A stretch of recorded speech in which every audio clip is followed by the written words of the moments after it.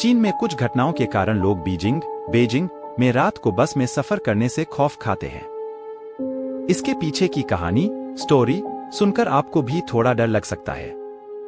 एक बार जरूर जानें इसके पीछे का किस्सा।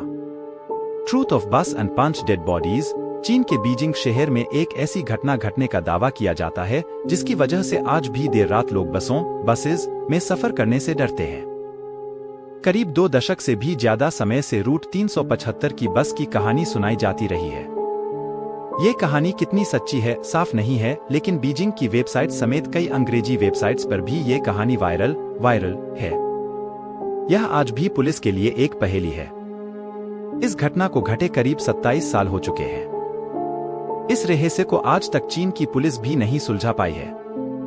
यह कहानी सुनने में तो किसी भूत प्रेत की लगती है, मगर इसमें टाइमलाइन है, पुलिस इन्वेस्टिगेशन और काफी सारी चीजें आपको महज काल्पनिक लगेंगी। 14 नवंबर की रहस्यमयी कहानी। यह एक रात की रहस्यमयी कहानी है जो 14 नवंबर 1995 को घटी थी। यह कहानी चीन के बीजिंग से शुरू होती है। नवंबर का महीना था, ठंड भी काफी ज्यादा थी और बाहर कोहरा भी था। उसी रात रूट नंबर 375 की एक बस चलती है। चीन की बस नंबर 375 अपने निर्धारित समय पर युएन मिंगह्यूएन बस टर्मिनल से XING फ्रेग्रेंट हिल के लिए निकलती है। बस पूरे यात्रियों से भरी हुई थी और कुछ किलोमीटर चलने के बाद बस से धीरे धीरे यात्री अपने अपने बस स्टॉप पर उतरते चले गए। अब बस पूरी तरह से खाली हो चुकी थी। बस में अब एक ड्राइवर और एक महिला कंडक्टर बच गई थी। फ्रेग्रेंट हिल का सफर अभी लंबा था क्योंकि अभी और 7 स्टॉप बचे हुए थे। लगभग आधी रात का समय हो चुका था, चारों ओर सन्नाटा पसरा था और जिस रास्ते से यह बस जा रही थी वह रास्ता भी गांव और जंगलों के बीच से होता हुआ जा रहा था। 1 से 2 स्टॉप के गुजरने के बाद बस नंबर 375 समर पैलेस के बस स्टॉप पर रुकती है। यहाँ पर एक वृद्ध महिला, एक 19 साल का लड़का और एक कपल चढ़ते हैं। यंग कपल ड्राइवर के पीछे वाली सीट पर जाकर बैठ जाते हैं और लड़का साइड वाली सीट, जो बस के गेट के पास होती है, पर जाकर बैठ जाता है और वृद्ध महिला उस लड़के के ठीक पीछे वाली सीट पर बैठ जाती है। अब बस में कुल 6 लोग थे, 4 यात्री और 2 बस कर्मचारी। बस दोबारा अपनी मंजिल की ओर चल पड़ती है और बस के अंदर का माहौल बिल्कुल शांत होता है। बस जिस रास्ते से होकर जा रही थी उस रास्ते पर कहीं भी कोई इंसान नजर नहीं आ रहा था क्योंकि बाहर कोहरा भी घना था। लगभग 4 स्टॉप गुजरने के बाद बस के ड्राइवर को 2 लोग सड़क किनारे खड़े नजर आए। यह देख पहले तो ड्राइवर ने सोचा कि बस को नहीं रोकूंगा क्योंकि वह जहां खड़े थे वहां कोई बस स्टॉप नहीं था, लेकिन महिला कंडक्टर के समझाने पर ड्राइवर ने बस रोकी। महिला ने कहा कि ये इस रूट की आखिरी बस है और उन्हें कोई दूसरी बस भी नहीं मिलेगा। बस रुकते ही वो 2 लोग बस के पीछे वाले दरवाजे से अंदर दाखिल होते हैं। मगर तभी हैरान कर देने वाली बात यह हुई कि बस में सफर कर रहे यात्रियों और बस कर्मचारियों के होश उड़ गए। उन्होंने देखा कि बस में 2 नहीं बल्कि 3 लोग दाखिल हुए थे। उनमें से 2 व्यक्तियों के चेहरे बिल्कुल सफेद थे। तीसरे व्यक्ति को उन्होंने अपने कंधे के सहारे देकर खड़ा रखा था। तीसरे व्यक्ति का सर नीचे की ओर था, बाल बिखरे हुए और उसका चेहरा बिल्कुल ढका हुआ था। तीनों लोगों ने चीन के प्राचीन काल के कपड़े पहने हुए थे। यह तीनों पैसेंजर बस के सबसे पीछे वाली सीट पर जाकर बैठ गए। बस में अशांति ना फैले इसलिए महिला कंडक्टर ने लोगों को समझाया। उसने कहा कि हो सकता है ये लोग किसी नाटक कंपनी में काम करते हों और देर रात होने की वजह से घर जाने की जल्दी में अपने कपड़े उतारना भूल गए हों। बस नंबर 375 आगे की ओर बढ़ी। अब बस में कुल 9 लोग सवार थे।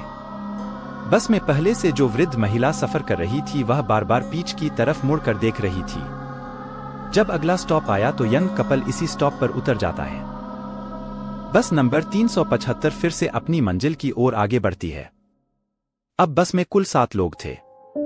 अभी भी वह वृद्ध महिला बार बार मुड़कर उन 3 लोगों को देख रही थी।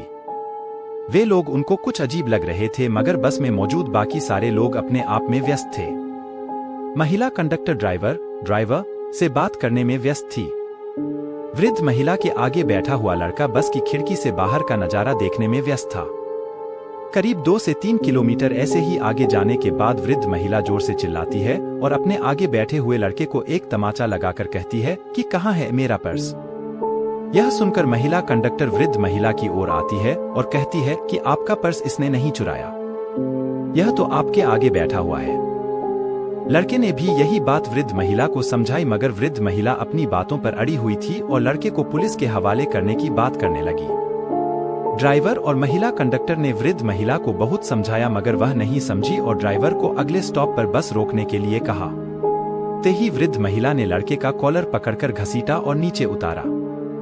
बस वापस अपनी मंजिल की ओर निकल गई। अपने साथ हुई इस घटना से लड़का बहुत परेशान हो चुका था। लड़के ने वृद्ध महिला से बोला, मैंने आपका पर्स नहीं चुराया और आपके गलत इल्जाम की वजह से मेरी यह आखिरी बस छूट गई। अब मैं घर कैसे जाऊंगा और आप मुझे कौन से पुलिस स्टेशन लेकर जा रही हैं, क्योंकि यहाँ अगल बगल में कोई पुलिस स्टेशन नहीं है। तभी वृद्ध महिला एक लंबी गहरी सांस भरने के बाद लड़के से कहती है, मैंने तुम्हें पुलिस स्टेशन ले जाने के लिए बस से नहीं उतारा और ना ही तुमने मेरा पर्स चुराया है। यह इल्जाम मैंने तुम्हारी जान बचाने के लिए लगाया था। यह सुन लड़का चौंक कर बोला, आपने मेरी जान कैसे बचाई? वृद्ध महिला कहती है, याद है तुम्हें वह 3 व्यक्ति जो बस में आखिर में चढ़े थे? मैंने पूरे रास्ते उन पर नजर रखी। मुझे शुरू से वे लोग अजीब लग रहे थे। रास्तों के दौरान जब मैं उनकी ओर देख रही थी तो उनके कपड़े तेज हवाओं के कारण थोड़ी देर के लिए हवा में उड़े। यह देख मैं डर गई, क्योंकि उनके पैर ही नहीं थे और मुझे अपनी आंखों पर विश्वास नहीं हुआ।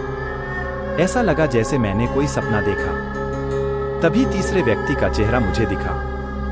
यह देख मैं समझ चुकी थी कि वह कोई इंसान नहीं है। मुझे जितना जल्दी हो सके उस बस से उतरना था और तुम्हारी भी जान बचानी थी, इसलिए मैंने अपने पर्स का झूठा इल्जाम तुम्हारे ऊपर लगाया। यह सुनकर जब लड़के ने उससे पूछा कि यह बात ड्राइवर और कंडक्टर को क्यों नहीं बताई, तो वृद्ध महिला ने बताया कि उन्होंने यह बात गंभीर रूप से नहीं ली और कहने लगे कि आंखों का धोखा हुआ है। दोनों गए पुलिस स्टेशन।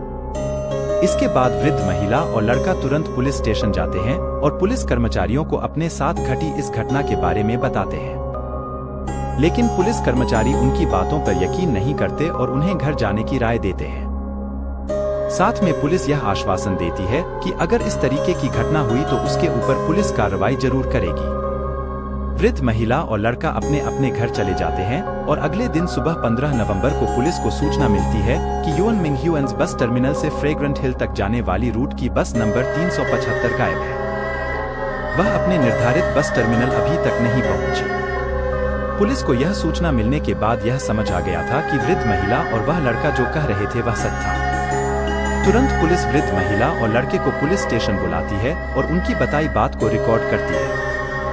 देखते ही देखते पूरे चीन के बेजिंग में यह खबर आग की तरह फैल गई कि रूट नंबर 375 की बस गायब है। पुलिस की काफी मशक्कत और छानबीन करने के बाद भी बस नंबर 375 की कोई जानकारी नहीं मिल रही थी। यहाँ तक कि पुलिस ने सारे सीसीटीवी कैमरे खंगाले, मगर कहीं भी उस बस का नामो निशान नहीं था। 16 नवंबर को पुलिस को सूचना मिलती है कि एक बस नदी में गिरी हुई है। पुलिस मौके पर जाती है और उस बस को नदी से बाहर निकलती है। पुलिस यह देख चौंक जाती है, क्योंकि जो बस नदी में गिरी हुई थी वह बस नंबर 375 थी। यह बस फ्रेग्रेंट हिल से करीब 100 किलोमीटर दूर एक नदी में मिली।